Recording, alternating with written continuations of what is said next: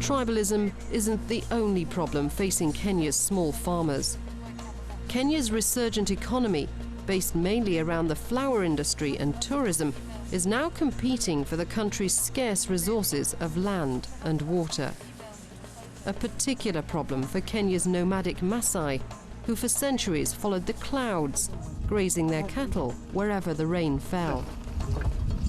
The area around Lake Naivasha in the Rift Valley was once Masai land, taken from them in 1905 by a controversial agreement with the British. It has never been returned. A century later, it remains a precious resource for the nomadic herders, but also for the flower farms and tourist lodges which now ring the lake. Karanja Ole Chole, a Masai elder, whose homestead perches on a rocky outcrop above Naivasha, still remembers a time when access to the lake was free to all. When I was a child, all this used to be ours. When I was a child, we could go anywhere. The Masai bordered the Samburu all the way to the east. There were no farms then. When the farms came, they reduced our ancestral land and have fenced off all the land. Now, they have fenced off all routes, and we can't access the lake. His younger brother believes the Masai have been forgotten by the government, which he says continues to sell off their land. We, the Masai, have not taken part in the selling of the land. The government sells off the land alone, or private owners change the ownership from one hand to another. We do not know how the land is sold off or changes hands. We are not consulted at all. All they do is push us off the land. Sometimes we wake up in the morning and find a new fence being put up. We are never consulted. International attention has been focused on the area around Lake Naivasha by the ongoing trial of Thomas Chumley, heir to the 55,000-acre Delamere estate, which borders the northern edge of the lake. Chumley is being tried for the killing of Robert Njoya, a Kikuyu caught poaching on the ranch. The killing grabbed headlines because it was the second fatal shooting Chumley had been involved in 2 years. For the Masai, the fact that there was no trial after the first shooting was because the first victim was a Masai and the second a Kikuyu, President Kibaki's tribe. Really, the first time when you shoot a Masai, this person was discharged on ground that there was no evidence to support the accusation. Then after killing the second person, then this was when this person was charged of murder. For the Masai, the Chumley case is just another example of discrimination against them by the authorities. Andrew Ole Koisamu is a Masai who has recently formed a group to campaign for the rights of the herders, whom he believes have been ignored by successive governments. After the departure of the British, what happened is that a few individuals, numerous individuals, very dominant communities, took over the same land, took the land from the British on behalf of the communities. And what that means, the pastoralists were again pushed to the periphery. Whatever the truth, much of this land has now been given over to flower farming, which offers the government essential foreign revenue. The flower farms are a big part of Kenya's future, whilst the Masai and their cattle increasingly find themselves a part of Kenya's past. The flower industry employs 40,000 people and has become the main exporter to Europe, earning $700 million a year for the Kenyan economy. That's little consolation to the Masai, who've seen their access to grazing and the fresh water of Lake Naivasha gradually dwindle. Of the 17 access corridors they once had to the lake, only 3 now remain. The Masai are literally hemmed in between the old Kenya of the big estates and the new Kenya of the flower farms. On my left here, this is the fence of a very famous flower company. You can see this is a very live fence that was put actually to restrict our movement so that we cannot encroach this other side. On my right, this other side is that we have the famous Dalamere Ranch that extends a radius of 60 kilometers. This is a very big land, and again, we are not allowed to graze our animals. This very narrow corridor, which cannot accommodate the big heads of cattle that we keep as pastoralists. And for some, Masai grazing and access to the lake have already become an impossibility. They now have squatter farms far from the water of the lake, no longer squatting white-owned land, but the large estates acquired by the political class after independence. Kalukeu Ole Pere's homestead lies on a large estate in the shadow of Mount Longonot, land still owned in part by the family of Kenya's first president, Jomo Kenyatta.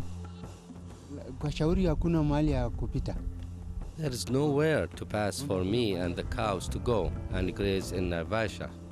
We Masai have problems with the grass, so we graze in the forest now, but they are attacked by wild animals. It has been 2 days since the cows had any water, because water sources are very far. We Masai want this land to become ours, because if it is ours, we will only graze our animals here very well. We want the area to become ours. If things do not change, the Masai way of life seems to have little hope of surviving. And yet their way of life is what defines them. I can't imagine a Masai without cattle.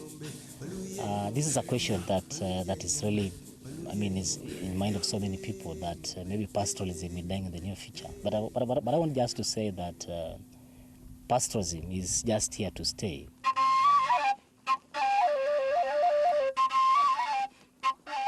Even though they continue to be sidelined by the government, some Masai retain a hope that the upcoming elections will help them. I want this place to be good, for my cattle to stay well and the area to be ours. But this will only happen if we get a good president. Only then will we be able to graze here in peace. For Koigi Wamwere, the answer to Kenya's land problems is nothing short of the sort of aggressive land reform affected in Zimbabwe, breaking up the big estates, just as Robert Mugabe did there. If you ask a lot of Kenyans what they think of Mugabe, they actually will tell you that they admire the man. What is happening in Zimbabwe, although it is directed against a largely white land-owning class, is what many would like to see here, despite the fact that such a land reform would be directed not just against the whites that own land, but also the blacks. But for Dr. Leakey, the problem goes far deeper than simply the shortage of land.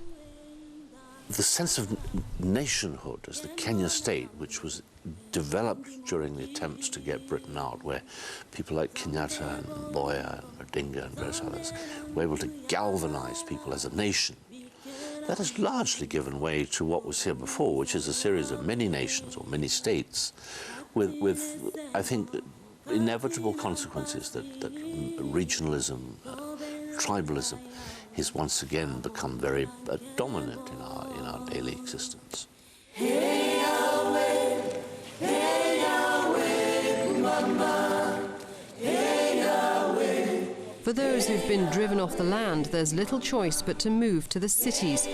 For most, this means moving to Nairobi's two giant slums, Kibera, the largest in Africa, and Mathare.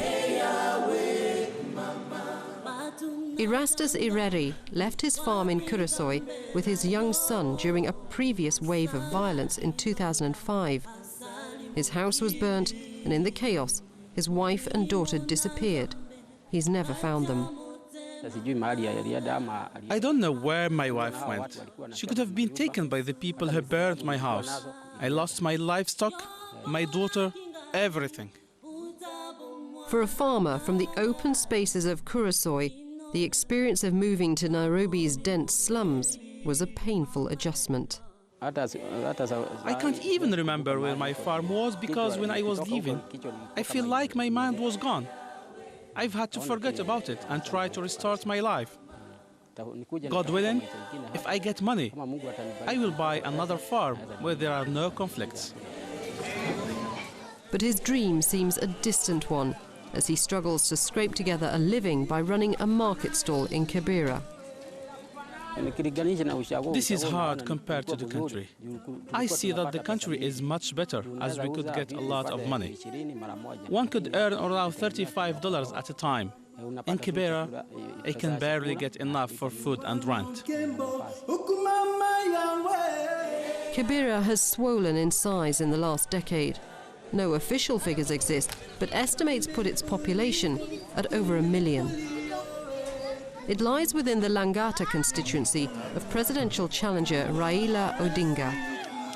Raila's first act after filing his nomination papers for the presidency was to go to the people of Kibera, who waited in their thousands for his arrival.